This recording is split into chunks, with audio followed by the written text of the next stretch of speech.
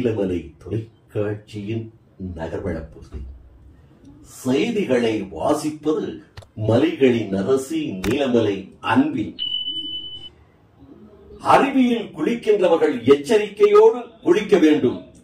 தண்ணீர் என்பது எப்போது அதிகமாக பெருக்கெடுத்து ஓடும் என்று சொல்ல முடியாது மலை பிரதேசங்களில் என்பதை எச்சரிக்கையாக உதாரணமாக சுற்றி காண்பிக்கும் ஒரு நிகழ்ச்சியாக இதனை நமது நீலமலை தொலைக்காட்சியில் வழங்கவிருக்கிறோம். மழை காலங்களில் அருவிகள் வெள்ளம் குறைவாக வருவதை போல தெரியலாம்.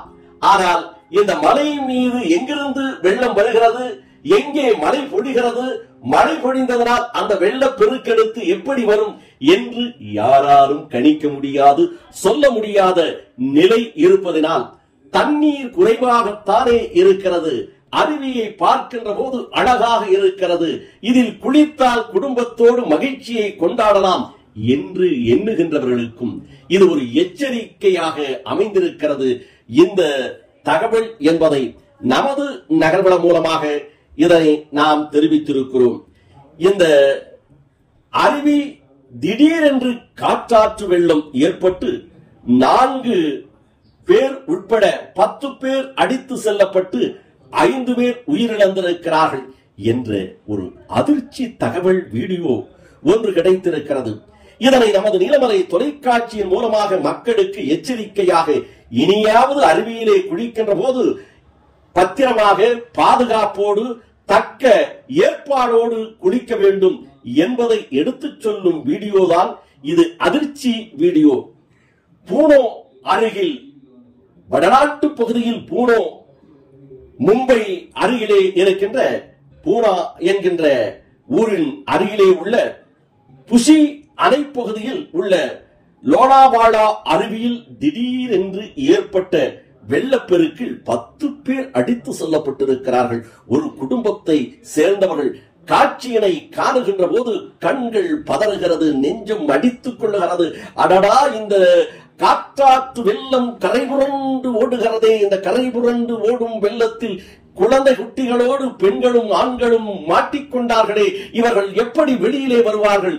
கரை ஓரத்திலே இருக்கின்ற உறவினர்களும் தெரிந்தவர்களும் பதறுகிறார்கள், ஆத்திரப்படுகிறார்கள். என்ன செய்வது என்று மரம் மீது இருக்கின்ற கொடியினை பறிக்கிறார்கள். பறித்து போடுவதற்கான முயற்சியை செய்கிறார்கள். கத்தியோ அருவாளோ எதுவுமே இல்லாத காரணத்தால் அது சுலபத்தில் அந்த கொடி அருந்து வருவதில்லை. இருந்த போதிலும் அவர்கள் முயற்சி செய்து கொண்டிருக்கிறார்கள். நாமும் பார்த்துக் கொண்டிருக்கிறோம். இந்த காட்சி பார்க்கின்ற ஒவ்வொருவருடைய நெஞ்சம் படபடத்து விடுகிறது. இதை காணுகின்ற போது கண்ணீர் வெள்ளம் பெருக்கெடுத்து ஓடுகிறது. இறைவா, இவர்களை எல்லாம் எப்படியாவது காப்பாற்று.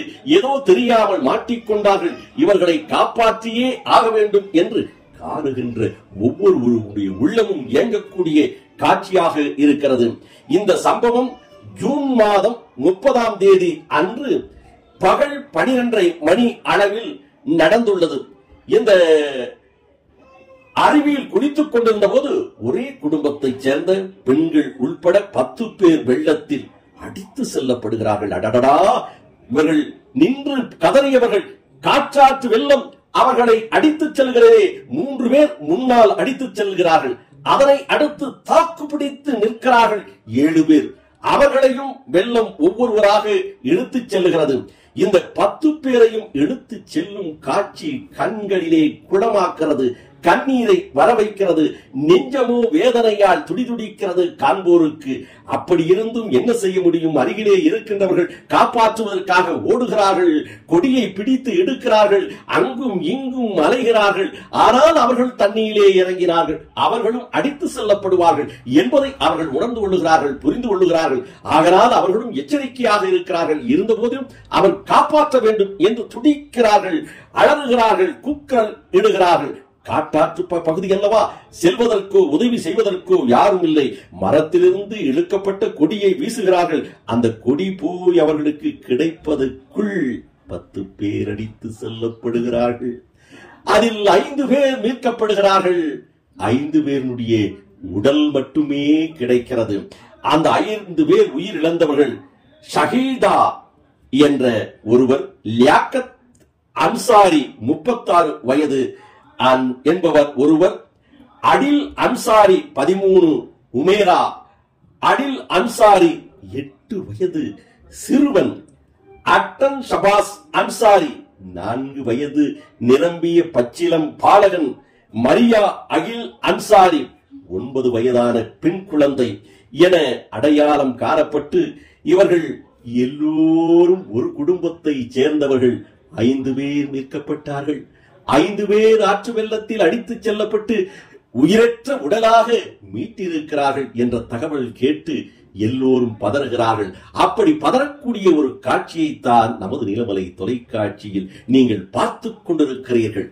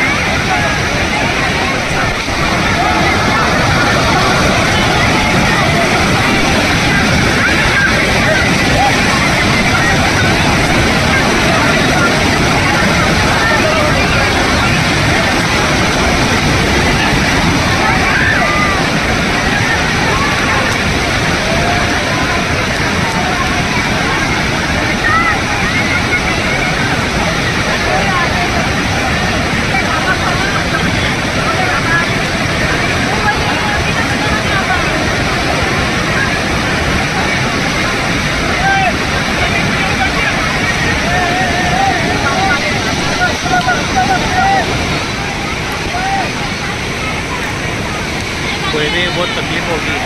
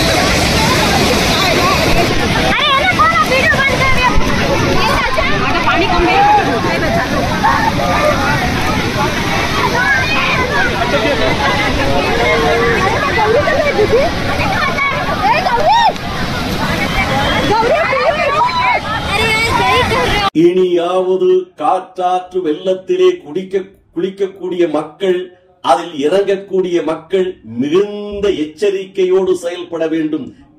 மலை மீது கொஞ்சம் தானே தண்ணீர் வருகிறது என்று ஏமாந்து இறங்கினால் அந்த மலைக்கு அப்பால் பொழிகின்ற மழையின் தண்ணீர் கூட மிக விரைவில் காற்றாற்று வெள்ளமாக கரைபுரண்டு வரலாம் என்பதை எச்சரிக்கையோடு செயல்பட வேண்டும் என்பதற்காக நமது நீலமலை தொலைக்காட்சியில் இதை ஒளிபரப்பு செய்வதோடு இறந்த 5 பேருக்கு நீலமலை தொலைக்காட்சியும் நீலமலை தொலைக்காட்சி நேயர்களும் நீலமலை தொலைக்காட்சி ரசிகர் சார்பாகவும் ஆழ்ந்த இரங்கலையும் கண்ணீரையும் தெரிவித்து இந்த நிகழ்ச்சியை இத்தோடு நிறைவு செய்கிறோம்.